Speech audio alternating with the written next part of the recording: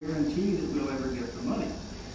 And reminds me of the super glider down at Waxahachie. And it was great for growing mushrooms, but this tunnel down there we sunk billions of dollars into that thing and abandoned the project midway. And my concern about this project is either it will be abandoned after we put money into it, or the taxpayers will be forced to pick it up through one means or the other, either through taxes or extension of the TIF, or of course, Mayor Moncrief told me one of the big reasons for this when I was getting some petitions to cap the city's involvement. Oh, this is going to go on our tax roll. Well, that was 25 years. Now it's 40, maybe it's going to be 60 or 70. It won't be in my lifetime that I see it on our tax roll. Well, 20% of it is on your tax roll because it's an 20% is. Yeah. So that's not true, Steve. I mean, that's just not true.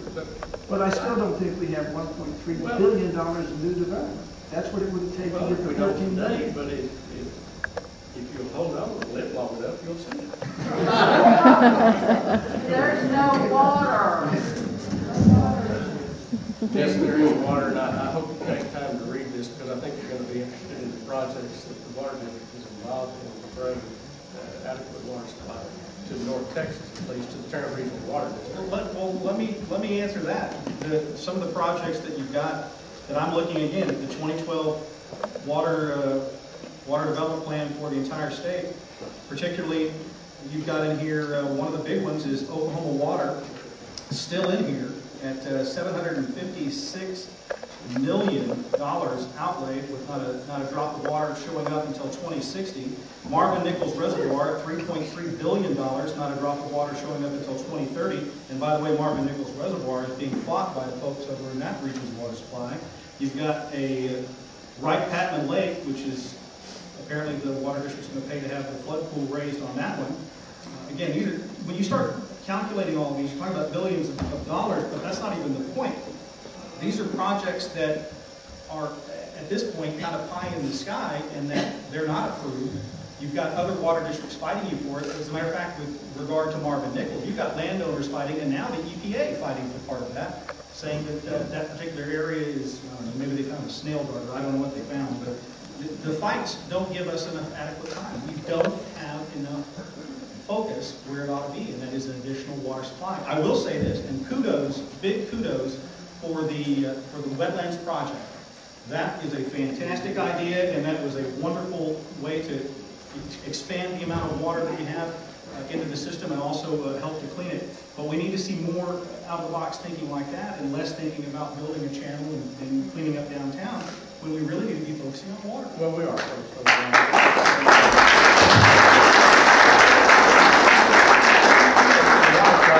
I've done in 2 or 3 years. No, 25. That's 25, 30, 40 years. That's my point. And we're out of water this year according to the state water plan. No, Tarrant Regional Water District is not out of water. We have a lake that's at 40% right now. Tarrant Regional Water District is not out of water. And really this has been a great learning experience because people that are in the Tarrant Regional Water District have really come on board on conservation. I mean, these numbers are phenomenal that we have voluntarily done to address this issue of conservation. But the numbers are here, the projects are here, and the projections are here. And this district has been in full force and effect since 1924. It's probably one of the leading districts in the state. And it's unfair for you to say that we don't have adequate water. I'm not saying it. I'm reading the state water plan. It says the state water plan deals with the state. No. Deals with Tarrant. No, it also breaks it down into the districts. It says 26% of the water needs by 2060 will come from this area, including and not limited to the Tarrant Regional Water District. And by 2060, all of these projects will be in place. That's a heck of a crystal ball. You're saying that you're using the same crystal ball. I'm not. I'm saying that I agree with you that 20 to 25 years is about the project timeline to get a lake up and running, get pipelines built, get the Oklahoma. I would agree. I would have never dreamed in my lifetime you'd ever see Fort Worth and Dallas Bridge do any damn thing. Not a damn thing, but they've done it. They've agreed to build a pipeline, and it's just phenomenal. And it's amazing that they've agreed to pay for half the cost of it. And it's a great project, and it's going to be an expensive project. I have a little bit different question. On the east side, the folks, actually, I live in Oakhurst, and in my neighborhood, were told that because of the Gastro development on the west side of I-35 recently that the plans for widening I-35 are now going to have to be moved closer, more onto the east side, toward my neighborhood, because it's bottom line, now that the gas wells are there, it's easy, it's cheap, much cheaper to buy, the right of way, whatever, on the east side. And then with the TRV, the major flood retention was moved from the west side to the east side. And although Jim and other folks point to the Gateway Park project as being a plus and an advantage for the east side, do you all believe that the east side is feeling pretty put upon these days by these kinds of projects, and do you think they support the TRV in general, or that work needs to be done with it? I think there was a real question about support for the Trinity River Division until the Gateway Park plan came on board. And then the neighborhoods out there, at least from my experience, were pretty favorable towards it.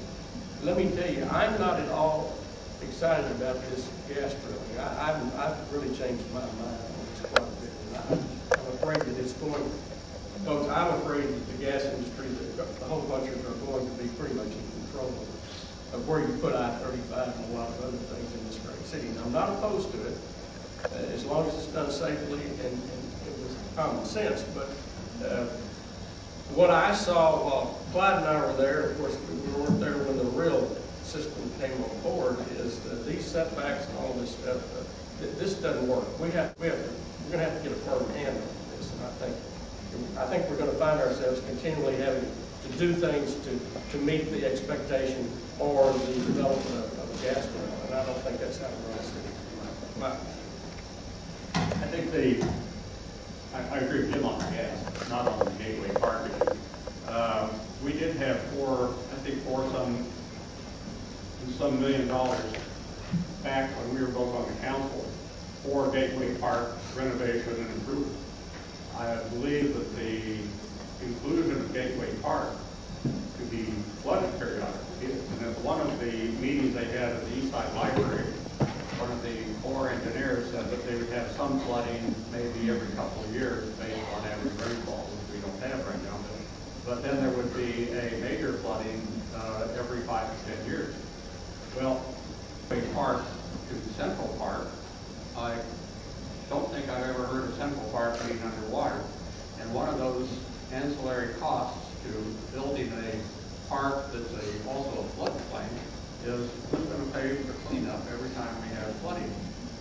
I don't think that the water district will be responsible for that. I think that falls back to the city, and that goes to park maintenance, which would be very expensive. I think actually it was the more money was promised to people on the west or on the east side rather to fix up Gateway Park as a ride to go along with the whole thing. I think they would have been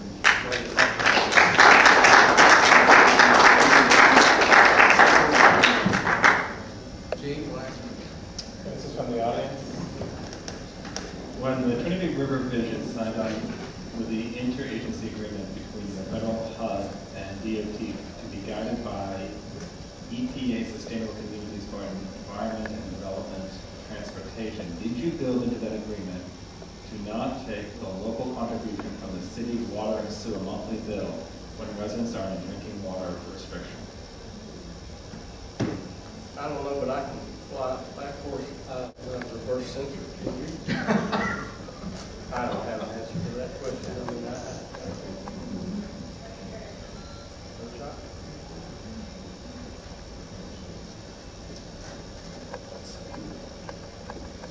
But a question like that, if you will write that down for me, I will go directly to our regional manager and the legal department out there, and I'll get you an answer to a legal question like that. I mean, it'd be silly for me to try to answer a legal question. I'll get it for you if you'll give me that card and tell me who I need to get the information to.